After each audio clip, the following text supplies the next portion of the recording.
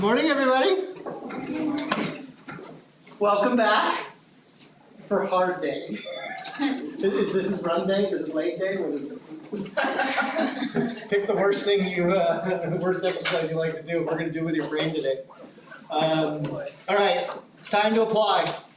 Okay, right hand rules, forces on things, all that sort of stuff. We're going to start with the mass spec and kind of move into other areas as we go. We're going to learn about magnetic fields of wires today and the forces that exist on those things and so on and so forth. So let's see where we get. How many of you know what a mass spectrometer is or have had to use one in chemistry?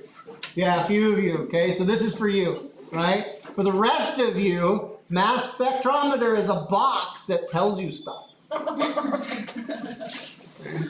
More particularly, yeah, more detailed. It's a magical box that if you put the suspicious white powder into, will tell you whether or not that suspicious white powder is perfectly okay or illicit. In other words, a mass spectrometer can tell you the chemical fingerprint of more or less anything. There's some limitations to that, but we won't get into that right now. So we're going to talk about how a mass spectrometer works. I've got a picture of one down there again, magical box that tells you information. But the way it's doing it, so a spectrometer is any device that breaks something up into its parts. That's kind of what spectroscopy is. Mass spectroscopy is breaking up things into its mass. So if you have a chemical compound, right, it's going to consist of oxygen molecules and carbon atoms and a bunch of different things, right?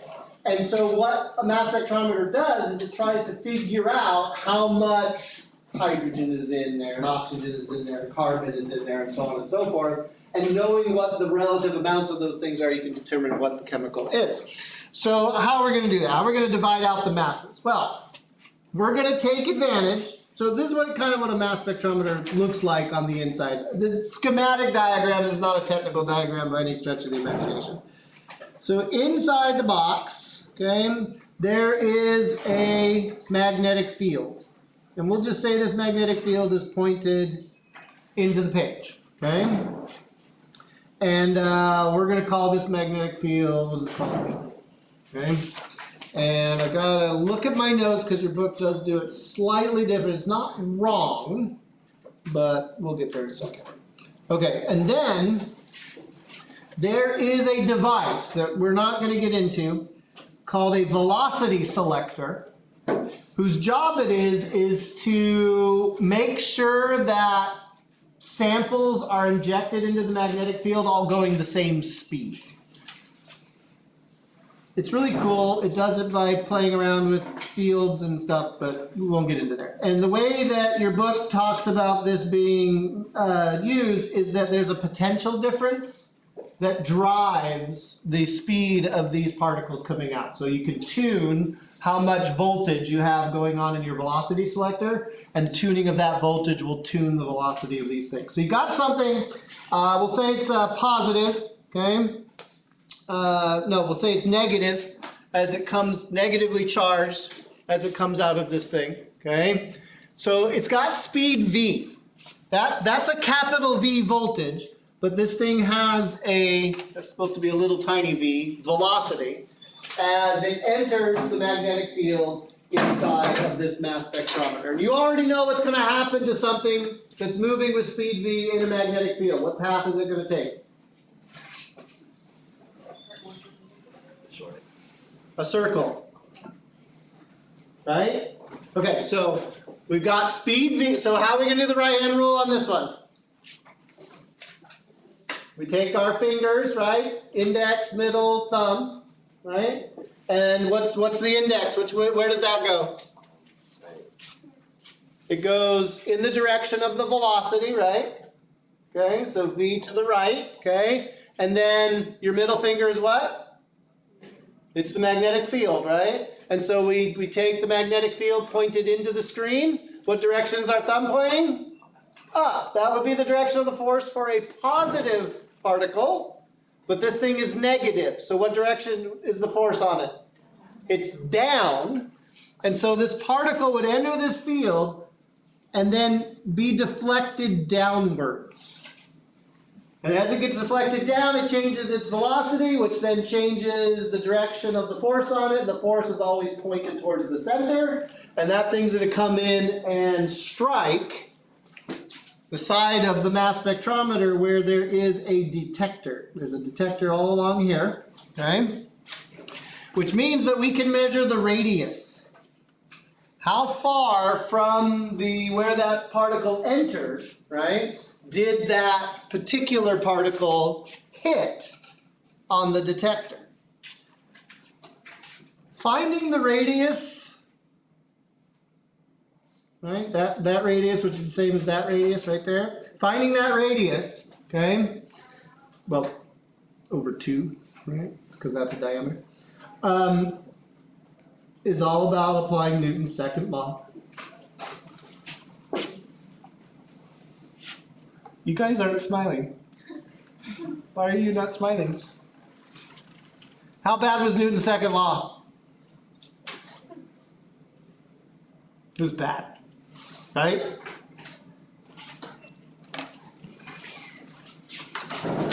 Can I cause some post-traumatic stress disorder? Gross. Oh, no. Yeah, there it is. Right? Right? Okay, good news, you don't have to worry about this. Newton's second law is still true, Newton's second law is still useful, okay? But we're not going to do that, okay? What we are going to do is a little bit of circular motion. Don't know if you remember, and I'm not requiring you to, right? But for anything going around in a circle, you're going to experience an acceleration. That acceleration will be v squared over r. And we know the v, don't we? The velocity selector, we were able to tune it, we were able to get it. And so we have that. And then the force that this thing is experiencing is the Lorentz force, which was Q times V times B times the sine of the angle between the velocity and the magnetic field. What's the angle between the velocity and that magnetic field? V is perfectly horizontal and B is into the screen. It's 90 degrees. What's the sine of 90? 1. If you ever see just QVB with no sine theta attached to it, they've assumed that the angle is 90 degrees because the sine of 90 is 1, right? They're just not writing sine 90 because that's a lot of pencil. All right, if I solve this, first of all, one of these v's goes away. If I solve this for the radius of that thing, it's going to be mass times the velocity over the charge times the magnetic field that it's in. Whether it's positive or negative just determines which way that thing's going to curve. So really this is just magnitude, but notice that we can get mass out of this, right? We could solve this thing for mass, right, instead of the radius. But by measuring the radius, we can determine the mass and so on and so forth. If we know the speed, the magnetic field, and the charge. Now that charge is either going to be singly, doubly, or triply ionized. And you can actually figure out which of those ions it is based on some other factors. Your book then extends this without proof into sort of a master equation for the mass that involves everything, the velocity selector, everything that's in it. And I really don't want to get into what's going on here too much, but just so that you can do your homework and be able to calculate things, okay? The mass of any given thing that the mass spectrometer is telling you, okay, is going to be the charge on the electron. That's what that E is right there. Okay, the that's the 1.67 times 10 to the minus 19 number, the fundamental charge number, because all ions are a multiple of that number.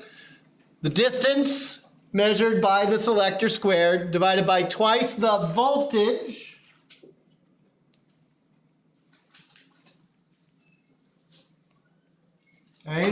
times the magnetic strength of the magnetic field squared. Again, they did a few more steps that they're not showing you in the book, and I'm not going to take time to show you because it's kind of boring, about how to get that velocity selector to get the speed in terms of the voltage inside of that thing. right? But that's good enough for us. Let me show you. So really, there's your radius. And by the way, this radius formula is good for any charge moving in a magnetic field. Doesn't have to be inside of a mass spectrometer. So this is the radius that an electron takes as it orbits in the Earth's magnetic field as it comes from the sun. Okay, so it's going to depend on the mass, how fast it's going, how much charge is on it, and how strong the field is. So here's the output and output for a mass spectrometer. Okay, apparently this is for glucose. Notice that we're given an intensity versus and now this is kind of weird, it's a ratio. Mass per atomic number. Okay, so it's not directly measuring the mass, it's measuring the mass per number of protons, right, that this thing has. And so what you're looking at here is the fingerprint of glucose, right? If you put a sample in the mass spectrometer and you get this out with all of those relative intensities to each other in each of those peaks, then you know what you got is glucose, right? Perfectly normal white powder that anybody could be carrying around with them. Here is the sample for cocaine. Again, the fingerprint for cocaine, right? So in an investigation, if you need to determine what the white powder is, you throw it into a mass spectrometer, you get its fingerprint, then you go to the database, in this case, the NIST chemistry webbook, whatever that is, right? And look up what the fingerprints of these different things are, and you can actually find out what that thing is made of. You actually even find out what the relative amounts of what, impurities and other things that could be in there. I'm greatly oversimplifying the art of spectrometry, right? But this is a very, very useful thing to have in the chemist's arsenal for doing a lot of different things. All right, so that's one application, direct application of what we learned last time about the force that charges experience when they're inside of magnetic fields. I'm going to have more examples for that for you on Monday when we come together in lab to show you. All right, so this is kind of too long and hard to set up here in lecture. I can set them up in the lab room, much easier. So I'm hoping it comes as very little surprise that a current is really just a collection of charges all moving in the same direction. I mean, I know we get all tied up in knots over it's a wire and what is it, the negative thing moving and the positive thing, but really, we've been talking about a single charge moving through space and encountering a magnetic field and then deflecting and curving and all that kind of stuff. Well, let's turn that question around just a little bit and say, well, if we have a train of charges, right? A whole train of charges, right? And all of those charges are in a magnetic field, what's going to happen? They're all going to experience a force, right? And if they're all inside of a wire, what's that wire going to experience? A force, okay? And so the force that a wire would experience is related very closely to the force that a single charge would experience, only we don't want to talk about a single charge. We want to talk about the current flowing in the wire. It turns out that the amount of force does depend on the amount of wire that is in the magnetic field. That's kind of important. It's not the total length of the wire. It's the amount of wire that's actually in the field. So if you have a really long wire, but only a portion of it is contained in a magnetic field, only that part in the field is going to experience the force. So it's the length of wire in the field, not the total length of wire. And then strength of the magnetic field does matter, and there is a sine theta in there. But more often than not, okay, the direction of the current, direction of the magnetic field, perpendicular to each other. This is a magnitude equation, but how do we do a right-hand rule to find the direction that this thing experiences? Well, instead of velocity, we have current. So it's the same right-hand rule. It's just for V, what are you going to do with your pointer finger instead? You're going to go in the direction of the current. And then magnetic field, and then your thumb will be the direction of force on the wire. So as an example, magnetic field, in or out of the screen? You choose. You give me one. So give me the direction of magnetic field, I don't care what it is. In, out, right, left, up, down, go. Up. Up. So,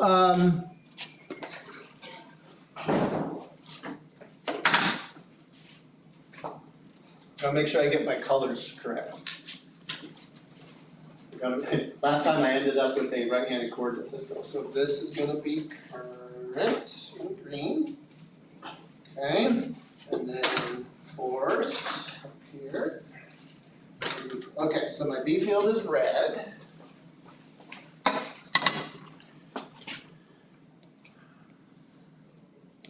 Okay, so there's my, okay, now give me the direction of the current, and it can't be the same direction as that magnetic field. It's got to be anti-parallel or right, so it can be in or out or right or left. Left? My current is green. Okay, what direction will the force be on this wire, which is the green current flowing that way, right? Okay, so what do I do? Okay, I get my right hand out, okay? What do I do with my finger? What direction does it go?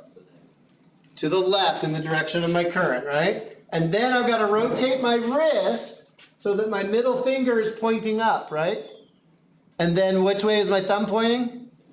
Into the screen. So my force, I would draw with an X, right? So let's see if it works with this thing here, right? Okay, so I've got to orient this thing so that my current, green, magnetic field pointing up, and which direction does the force point? Into the screen. I did update my little 3D applet. If you went to that link, I've got it so that it rotates a little bit better on the phone, so you can rotate it more or less in 360 degrees. Sometimes you got to reverse the picture, but it does work a little bit better. Okay, let's see. Give me a magnetic field in or out of the page. Out. A current up, down, left, or right. Right? Okay, what direction is the force on this current? Current to the right. Which way is the magnetic field pointing? Out of the screen. Which way is the thumb? Down. If we line this up, let's see, we got B field out, we got current going that way, right? We got B field pointing out. Force was down. I had a student once who had a condition in their arms. Their wrist bones were fused together from birth, and so this person lacked the ability to be able to twist. Okay, there was no twist. Okay, and I remember the very first day I was teaching the right hand rule. Right, this student was trying really hard. Okay, but couldn't. Basically, was trying to stand on their head. Okay, in order to turn the wrist. Right. Okay. And they came up to me and after class and said, "Mr. Balogh, you could tell I was having difficulty." And you know, this disability was obvious, right? And came up to me and said, "Mr. Balogh, do you have any idea how I can pull this off?" Right? Okay? And it was the first time I'd ever encountered anything like this in my career, right? And I just said, "You can hold a pencil, right?"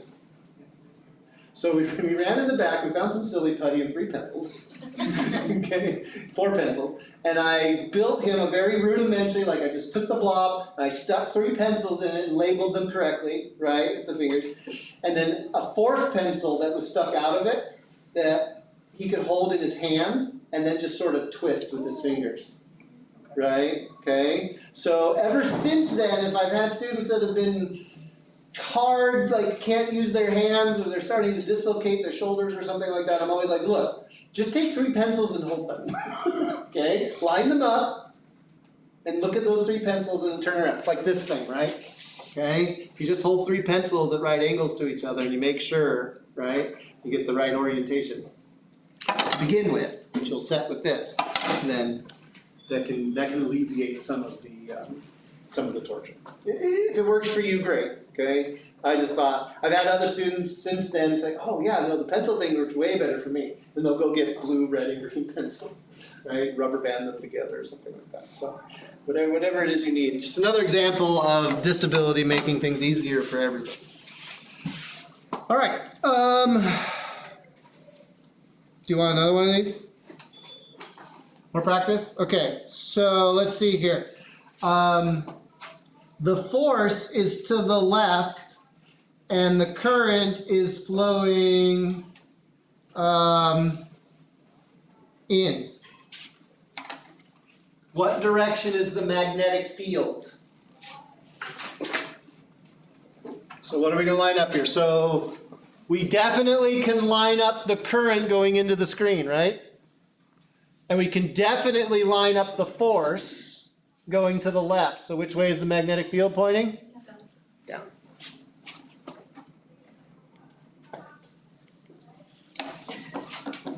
Right. So let's see if that works. So blue that way, green in. Yep. Red's down. All right.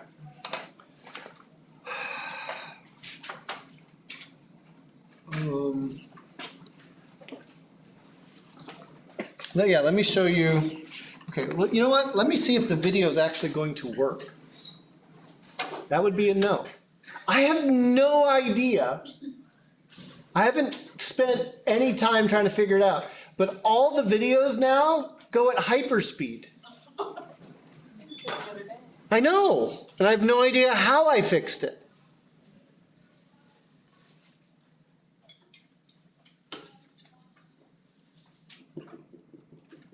I'll try to remember on Monday to show that one to you in lab. It's a video. It's not going to work. It's going way too fast. The wire jumps out of the magnet. Like the force that this thing exerts is not small. Let's see if I can grab the. Where's my mouse? See, the mouse doesn't even want to show up. Here we go.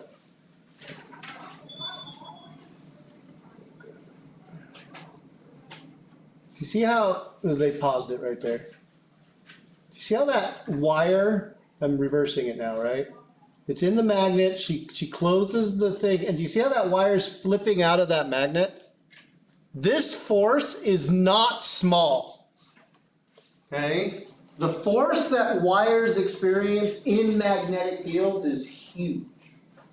Okay. So let's talk about what happens when you've got a loop of wire in a magnetic field. Let's do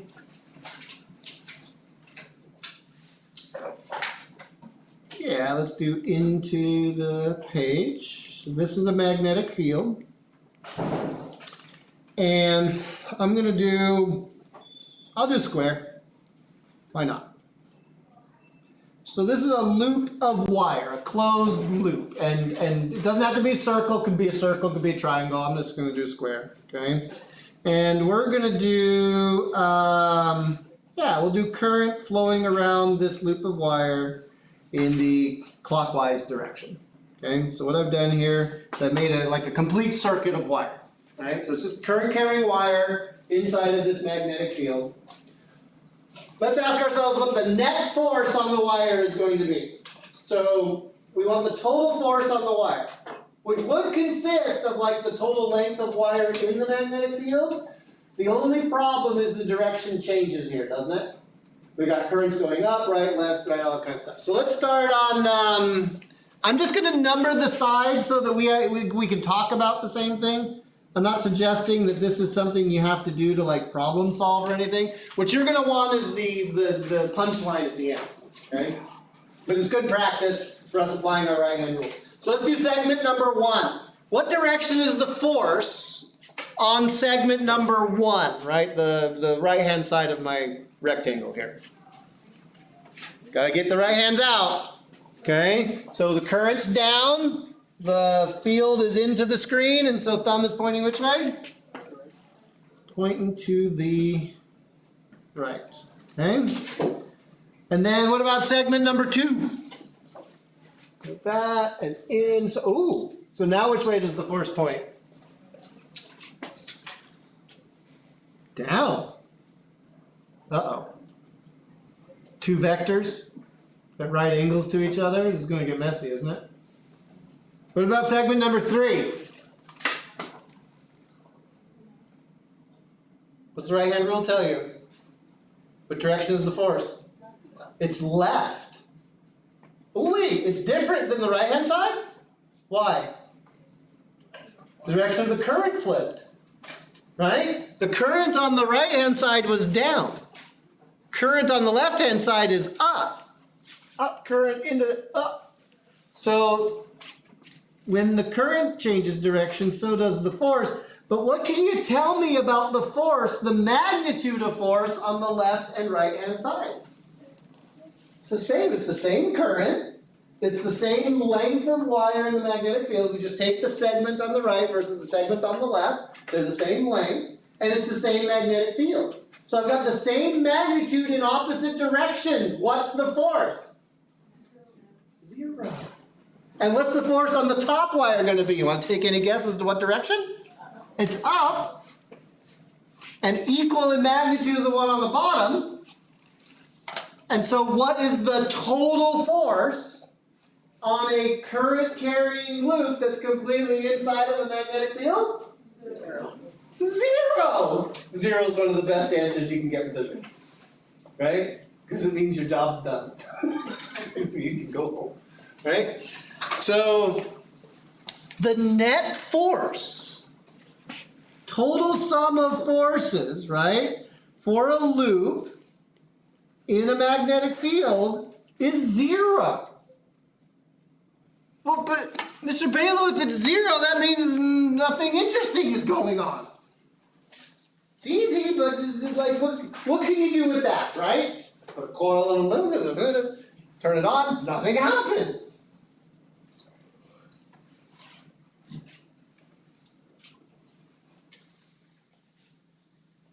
The force is 0, but something else isn't.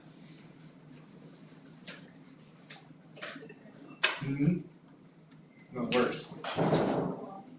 Worse than force. Torque. Wait a second. What do you mean torque?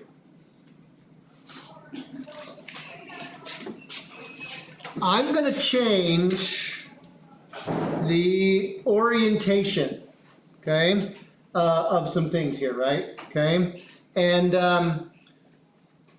I made a fatal error. This is a good drawing, okay, but let's turn this drawing just slightly, where the magnetic field, and I should have done this in the beginning, I'm sorry, I didn't look at my notes, I was just getting way too excited.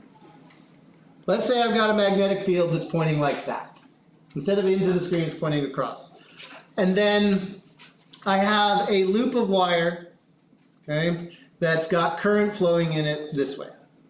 This will be good practice. This will be good practice, okay? We know the net force is going to be 0, right? We just know that. And by the way, I haven't drawn it so that it's completely in that field, but it is completely in that field.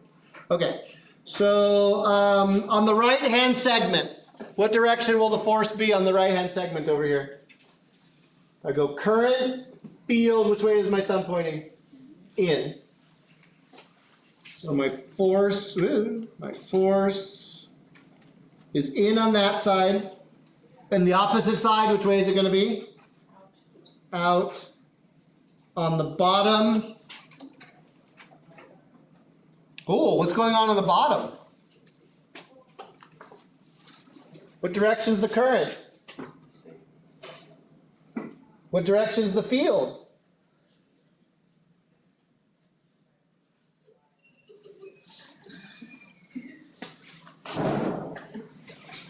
What's going wrong? They're not perpendicular to each other. And so what's the sign of 0 degrees? It's 0. How much force is on that bottom segment? None. How much force is on the top segment? None. Right? So if you end up with a parallel thing, you know your forces are 0. Okay. So the net force is the same, right? It's opposite in direction on either side, so the net force is still 0. But now if I take this thing and I put this loop of wire on an axle or an axis where it can spin, then this loop of wire is going to experience a downward push on one side and an upward push on the other. What's it going to do? It's going to spin. It's experiencing a net torque. I'm going to take that middle picture and I'm going to tip it upwards towards us. Okay? Let's pretend like I've drawn the picture like this, and now I'm going to draw a new picture where I've turned the piece of paper and we're going to look at it edge on. Okay? So again, three-dimensional visualization skills coming to the front here. Okay? If I rotate it so that the bottom comes up and we're looking at it edge on, the magnetic field still is to the right. That doesn't change. But now my loop, we're looking at it edge on. And we're seeing a force pointed down on the right-hand side and pointed up on the left-hand side. Our axis is right here in the middle. And which way is this thing going to spin? Clockwise or counterclockwise? It's going to rotate clockwise. Okay? It's going to rotate around like this. The torque that any loop will experience when it's inside of a magnetic field is equal to capital N, more on that in a second, times I, the current, times the area of the loop, times the strength of the magnetic field, times the sine of an angle. All right, put the X going on here. Current you know, area you can find out. What's the area of the circle? Pi r squared. Write that down. Okay, right? It's not the circumference. Pi r squared. Area of a square, length squared, right? Area of a rectangle, length times height, right? You can find area of things. Current is current, area, strength of magnetic field in Tesla. The capital N is the number of loops you have. So for a singular loop, it would just be current times area times magnetic field. For 10 loops, all sort of stacked up on top of each other, you would magnify the amount of torque by 10. That's what that capital N is. You'll start seeing this crop up with loops, okay? For singular loop, N equals 1. You got 100 loops, 100 turns of wire, they might say in a problem. Then you're just magnifying this effect by 100. Okay? The angle there is the angle between the area and the magnetic field. Do you remember that area is a vector? No? What direction does the area of this table point? Go back to Gauss's law. Go back to when I taught you about flux. I told you about areas. Which way is the area of this table pointing? Perpendicular to the area, right? Okay. So what direction is the area pointing for my drawing on the right-hand side? The area vector would be pointing up like this. What's the angle between that area vector and the magnetic field? It's 90 degrees, right? Which is why you'll see NIAB sometimes, for the maximum torque that something can experience. But interestingly enough, as that coil rotates in the field, the area vector could end up, right, this is the edge of the coil, my area vector is pointed like this, and then my magnetic field is lined up like this. Now what's the angle between those two things? It's 0. So how much torque is that thing going to experience?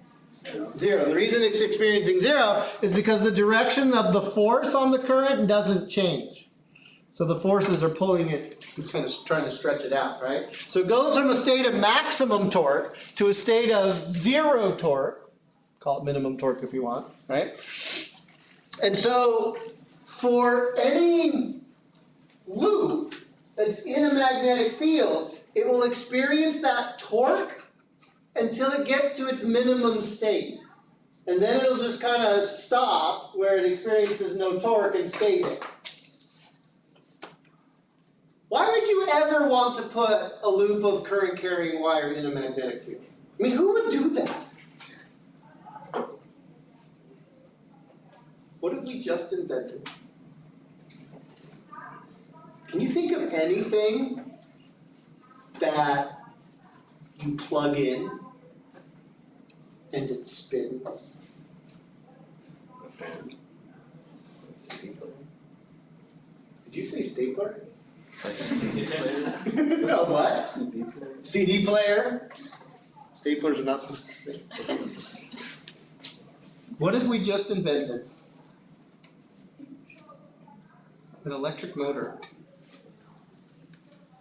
Where do you find electric motors? Everywhere. The answer is everywhere, right? Deep breath, it's gonna be okay. Right? This is the fundamental physics of how your modern life is put together. Think about that.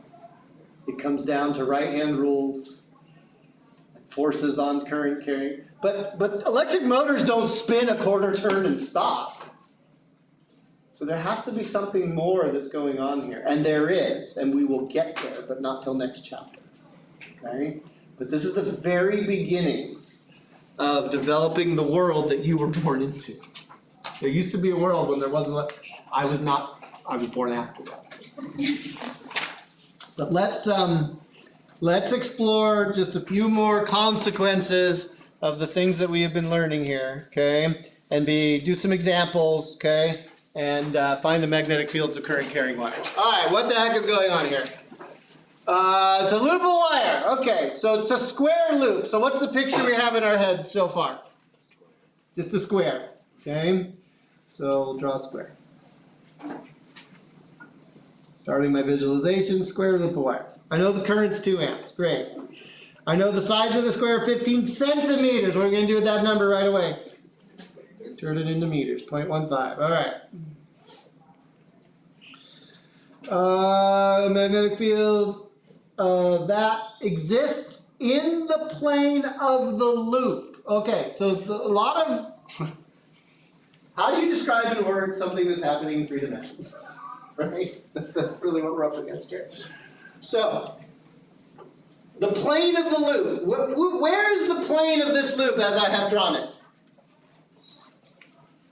Is it in the plane of the screen or is it sticking in and out of the screen?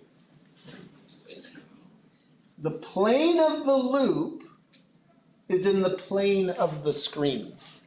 So whenever you say the plane of a square, okay, you're thinking of where that square, what is the square drawn in? The area vector is always perpendicular to the plane of the loop, right? So the area vector of this thing is pointing either in or out, right? So the plane of the loop is in the plane of the screen. So when they tell us that the magnetic field is in the plane of the loop, they're saying it exists in the plane of the screen. And they're not telling me if it points right or left or up or down or diagonally, right? They're just telling me it exists in the plane of the loop. And as you'll find out in a second, it won't matter. So I'm just going to draw I'm not going to draw it everywhere because that'll get confusing and messy. So I'll just draw it off to the side, okay? And try to remember, right? Everywhere. Again, if I was gonna draw this for realsies, I should probably draw something like this, right? But now the drawing has gotten confusing. Okay. Find the total force on the loop. What's the answer? 0. 0. Now how do you know the answer is 0? Because we already proved it, right? And so if you're ever asked this question on the homework, you just put 0 and move on with your life. If you're asked a question on the test, what's the reason? Force is equal to 0 because the force on any closed loop in a magnetic field is 0. C class. Right? Like we've proved it. It is. Okay. Now suppose the loop is attached to an axle that allows the loop to spin. The axle lies in the same plane as the loop and the magnetic field. So again, kind of drawing the same picture I had before. I could draw it like this. It doesn't matter. I could turn this thing so the field is up and the axle sideways. Doesn't matter. Oh, and it does tell me it passes through the top and bottom segments of the square loop. Now we need to find the torque. And the torque is not 0, right? So now we have to go, okay, torque is equal to N times I times A times B times the sine of the angle. Okay. How many turns are there? Just one. They just told me it's a square loop of wire. They didn't say it's a loop consisting of 10 turns or 25 turns or half a turn or anything like that, right? So so my number of turns is 1. Okay. What's my current? 2 amps. Okay. What's my area? 0.15 squared, right? Got to do that in meters. Come out in meters squared. Okay. My magnetic field is what? 0.25 Teslas. And are amps, meters squared, and Teslas all SI units? Yes. Yes. So can I multiply them together and get whatever the units of torque are? Yes. Right? Don't try to figure out the units. Just put standard units in, you'll get standard units out. The units for torque are Newton meters. Newton times a meter. Okay, but what about the angle? We know what numbers go in there, we just don't know what the angle is. Remember, the angle is the angle between the area of the loop and the magnetic field. Which way does the area point? Like in what plane, what direction? Perpendicular to the area, the plane of the loop, which would be in or out of the screen. And what direction is where's the magnetic field? It's in the plane of the screen, so what's the angle between those two things? 90 degrees. So sine of 90 is... So I can find this torque by taking 1 times 2 times 0.15 squared times 0.25 squared. And I don't think I have this one in my notes for some reason. I probably do, I probably just have misplaced it. So whatever that number turns out to be, I really don't care, will be the answer. Does anybody have it yet?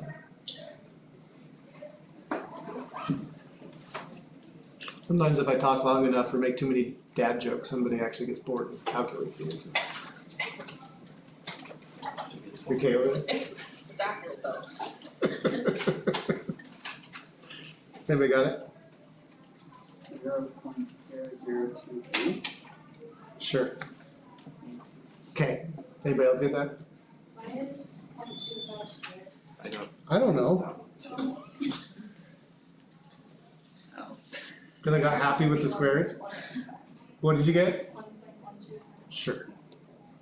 -2. See how much this physicist cares?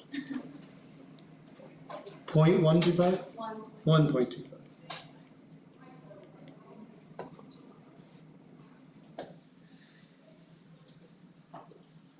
Sounds good to me.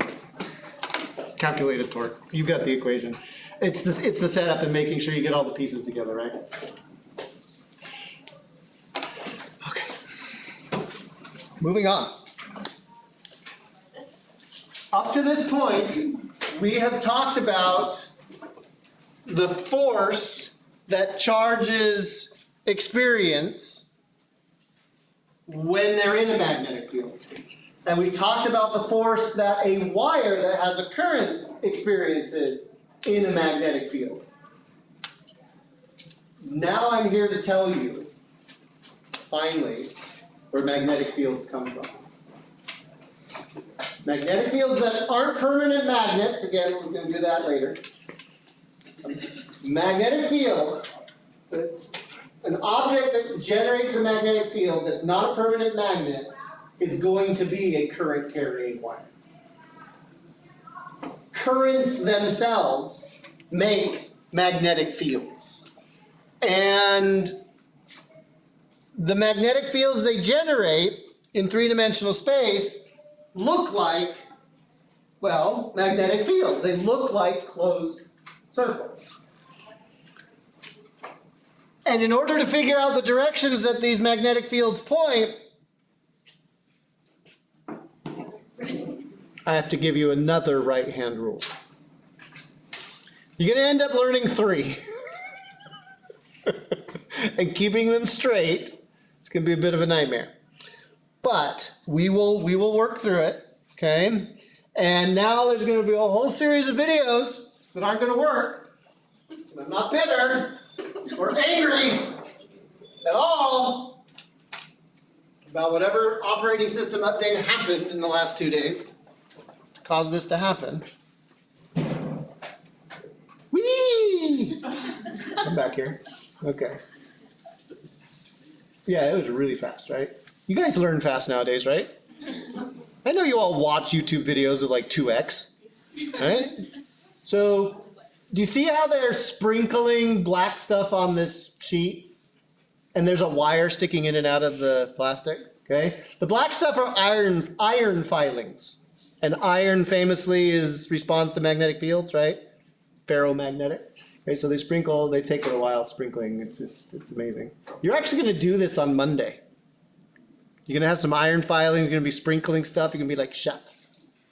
Okay? But then they turn the current on and they tap the iron filings. And it's very slight. But do you see what the iron filings are doing? What are they doing? They're forming circles. The iron filings line up with the magnetic field. Okay? Here's 2 wires, so they sprinkle, sprinkle, sprinkle. And then they tap. The tap, they're bouncing the surface of that acrylic plate so that the iron filings kind of jump up, and as they jump up, they orient themselves before they come back down again, right? Otherwise, there's too much friction, right? So that tapping, that mechanical tapping. And do you see how the circles are forming around those wires?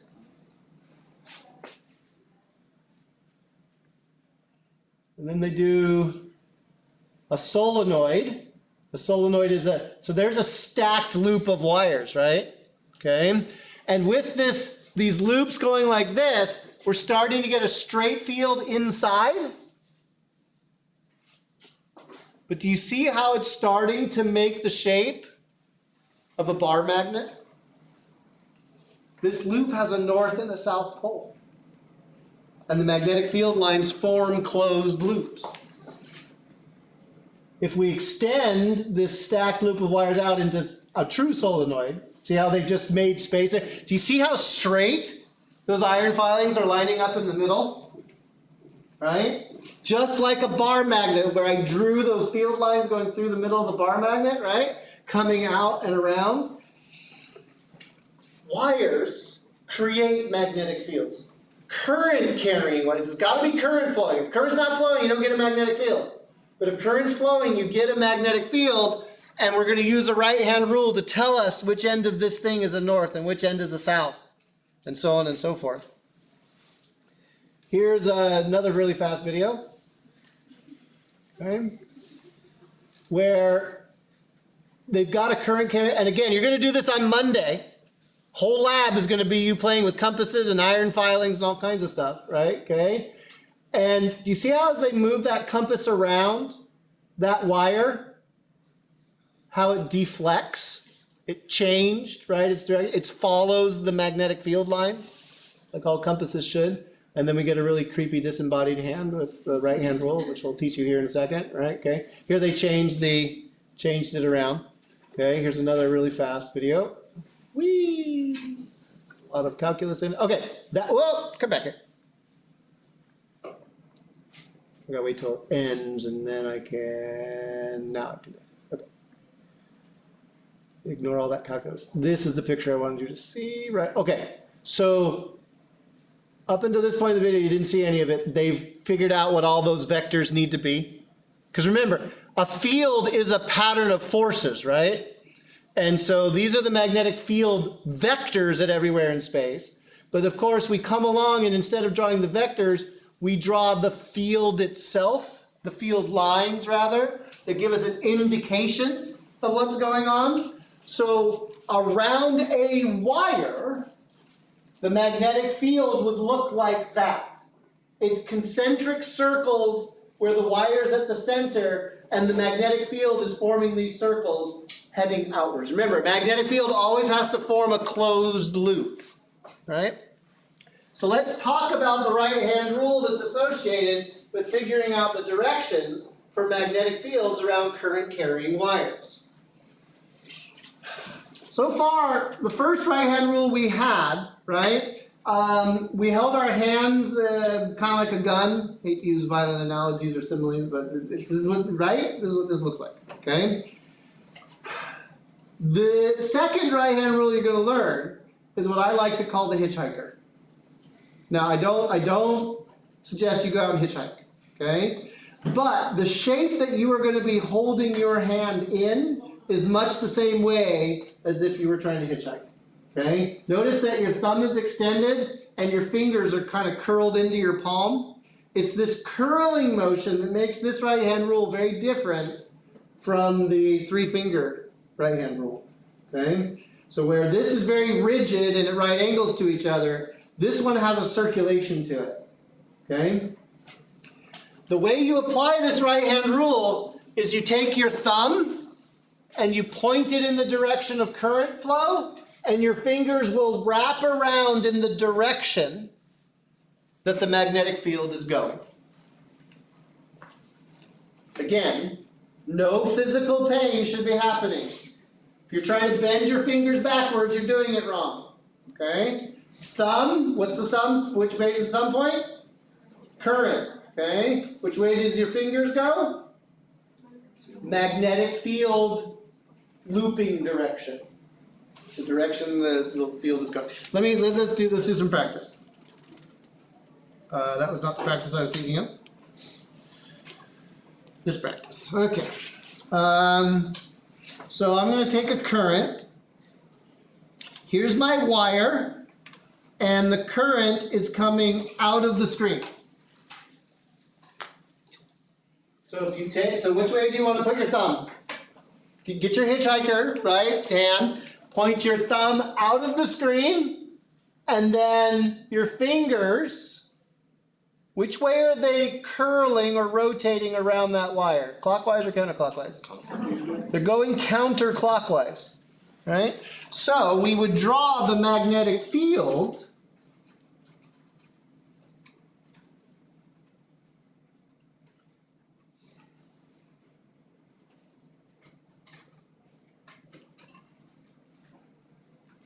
as circulating counterclockwise around this wire. All right. What happens though if the wire is carrying current upwards in the plane of the screen? Okay, so our thumb is pointed which way? Up in the plane of the screen, okay? Now which way is the magnetic field circulating around this wire?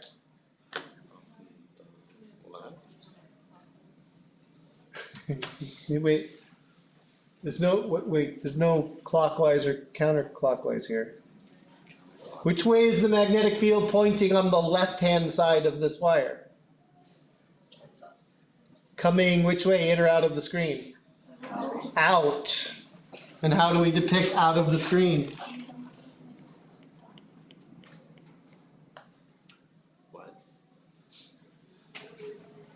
Thumb is up.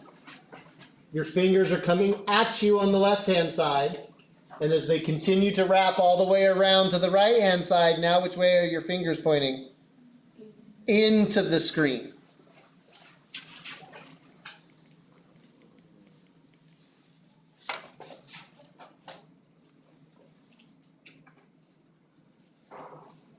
Did I just lose you?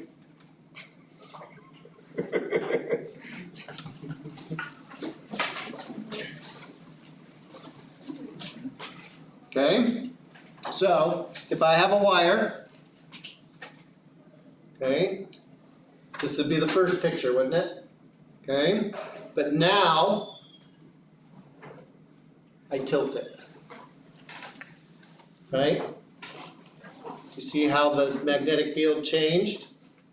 I mean, it didn't change itself, just our perception of it. So here where we get to see the whole thing going around like this, right? Okay, now, right, that's coming out on this side and wrapping around and coming in on this side, where this green thing would be the magnetic field, right? This is the pencil's my wire, green thing's the magnetic field. So being able to kind of draw these things initially or kind of imagine them, right? What happens if we turn the current to the side? Like that. What do you do with your right hand? Thumb goes which way? To the right. So on top of that wire, your fingers are coming which way? Out at you, right? And as they wrap around that wire on the bottom, which way will they go?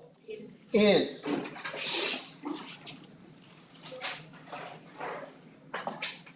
What did I say? Out?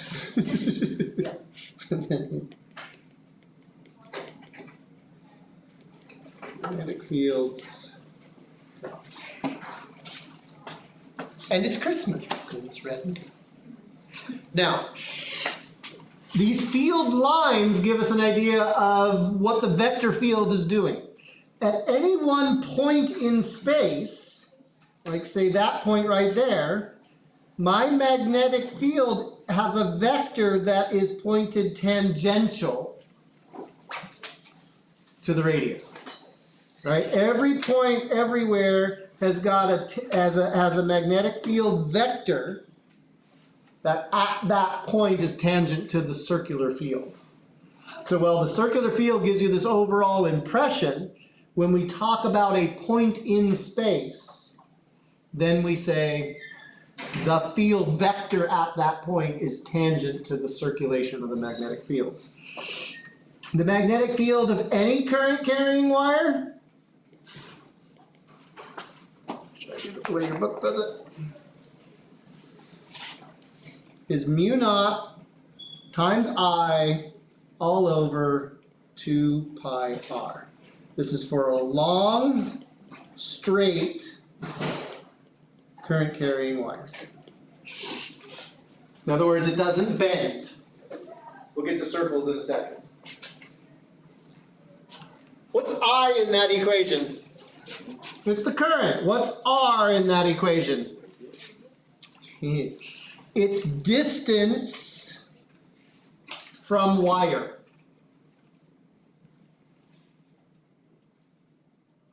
The strength of the magnetic field goes as the inverse distance from the wire. In other words, as you move away from a wire, the field gets weaker.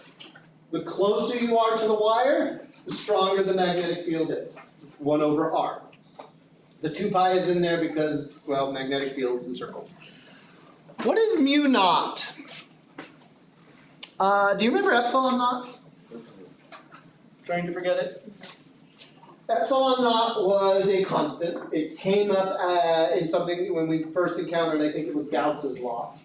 And I told you that epsilon naught was a dead giveaway for something. If you see an epsilon naught anywhere in the equation, what do you know? That the electric field is lurking somewhere, right? It may not be in the equation, but if epsilon naught's in there, electric field's involved in some way, shape, or form. Mu naught is exactly the same idea, but for magnetic fields. If you see mu naught anywhere, then it's the constant that sets the strength of the magnetic field. All right. Mu naught is a very disturbing constant. Up until this point in your physics career, whenever I've given you a constant, it's just been sort of a number, right, times 10 to the some number, right? Nothing wrong with it, right?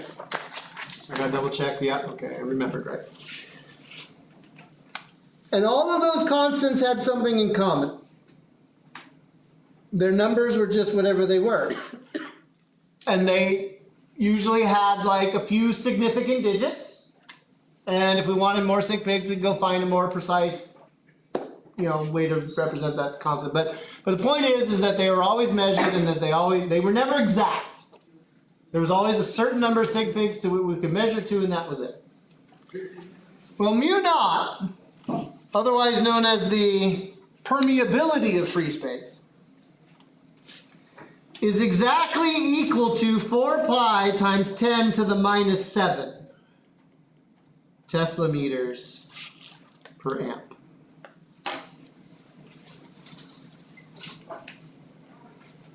No? Not disturbed yet? Okay with this? This is very wrong. This is very wrong. This is the only constant we have that is exact. How many significant digits does that constant have?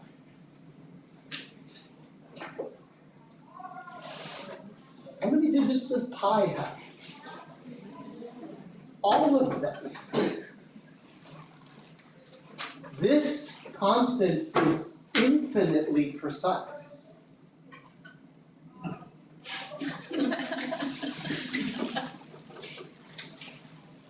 Ha! What happened? I'll tell you what happened. Humans got involved. That's what happened. Humans set out to measure things. It's one of the ways we think that we can discover something. And in those measurements of things, especially when we start comparing the measurements of one thing to the next, a unit system is developed in order to be able to contextualize, like how big something is compared to something else, or how small it is to something else. And how do you know when a meter's a meter? Well, you get a platinum rod, you call it a meter and call it done, right? And you get a Mally, right? And we've gotten better and better at being able to define what it means to be a meter. We now define it with the speed of light and all this. Don't want to get into the history of unit systems, but this constant is exact because back in the day, it was defined to be that way. What's a Newton?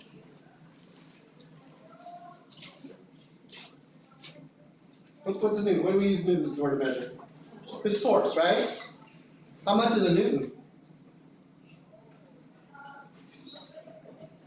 Okay, something in pounds, but pounds is just something in newtons. Ultimately, you have to make a decision.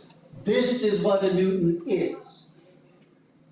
They first defined the Newton by talking about the force that existed between two current carrying wires.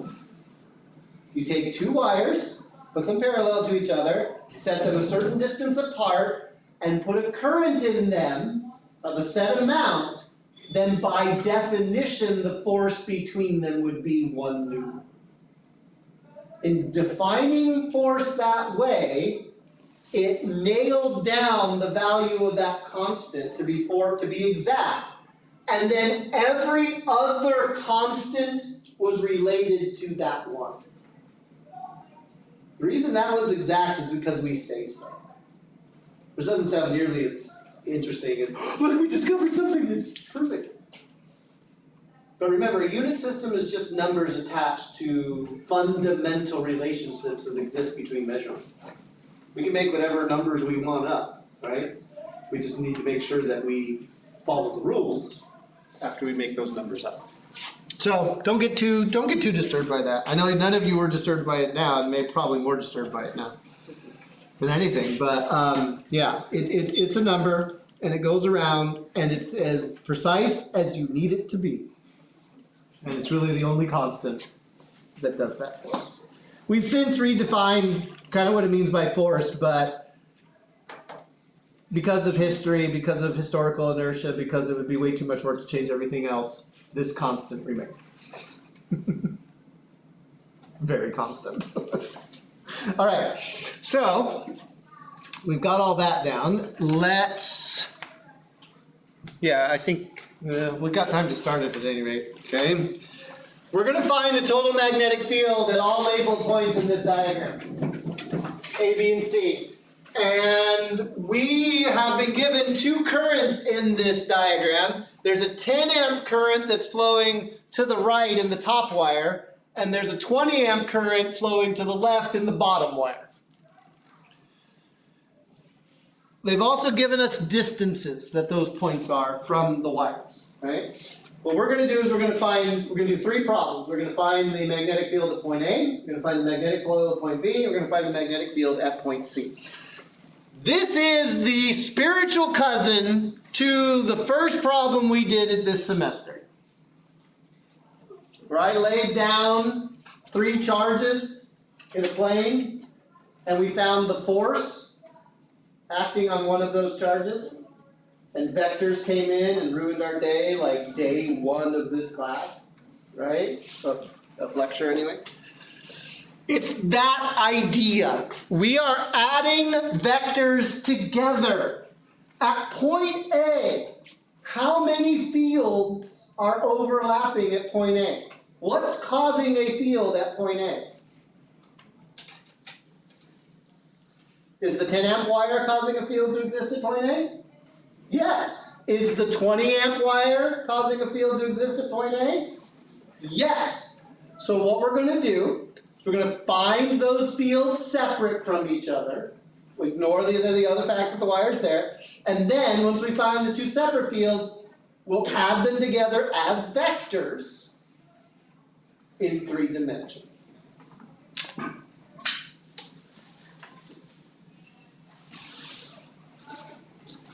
Let's do magnitudes first.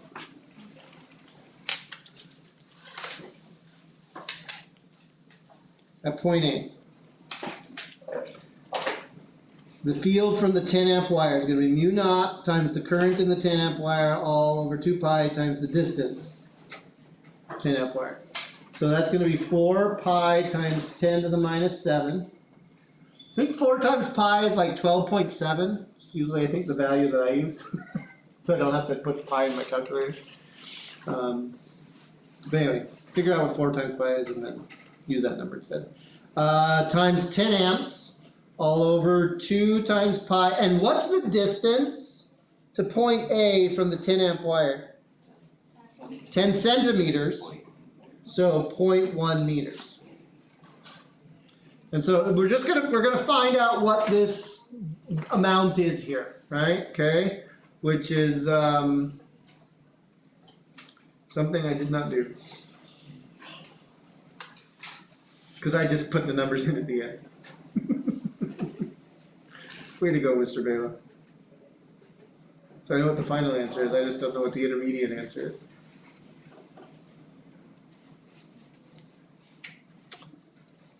Magnetic field from the 20 amp wire. Oops. Mu naught times the current in the 20 amp wire all divided by 2 pi times the distance to the 20 amp wire. So that's going to be 4 pi times 10 to the minus 7. Current is 20 amps. 2 pi. Okay, careful. What's the distance to point A from the 20 amp wire? 30 centimeters, right? 10 plus 10 plus 10. So it's 0.3 meters. Did anybody get the 10 amp wire? Yeah, it should be pretty small. 2 times 10 to the negative 5th. Cool, thank you. Teslas. And then the blue.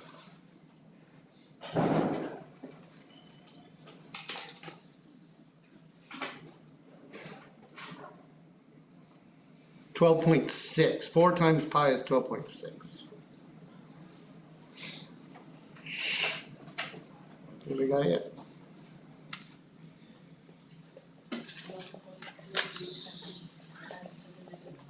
Sure.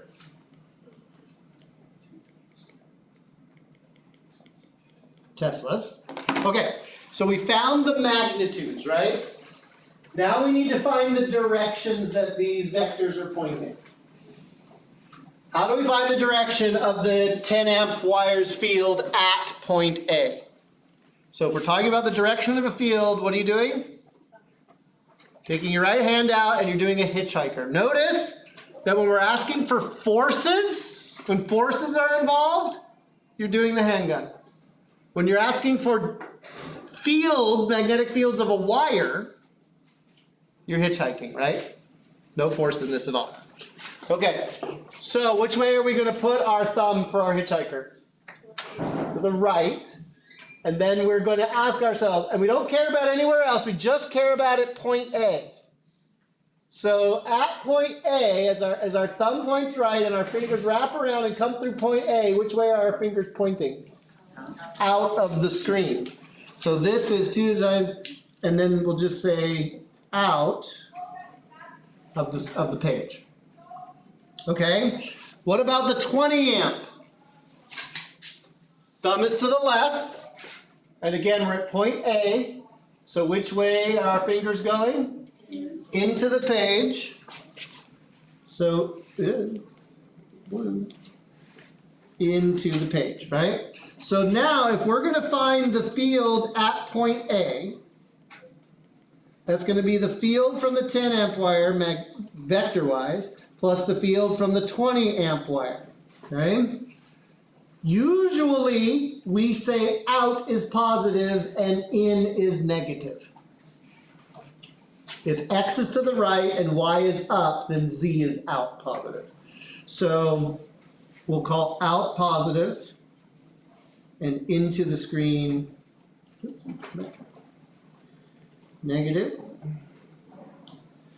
So that means I'm going to take 2 times 10 to the negative 5 minus 1.33 times 10 to the minus 5 to get 6.66, whatever it is, 6.7 times 10 to the minus 6, like 0.66, right?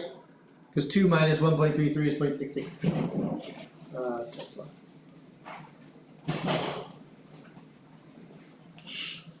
It ended up being positive, which means it's pointing which way?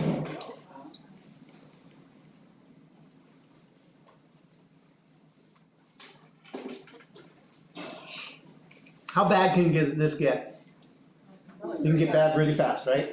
Because we're dealing with 3 dimensions, right? In and out, right and left, up and down, all that kind of stuff. I'm out of time, so I'm going to finish this problem on Tuesday. You have an Exploring Magnetic Fields lab on Monday. How much grasp is happening next Friday? None, because of the holiday. How much lab is happening a week from Monday? Also none. When is your exam on this stuff? I hope it's not that week.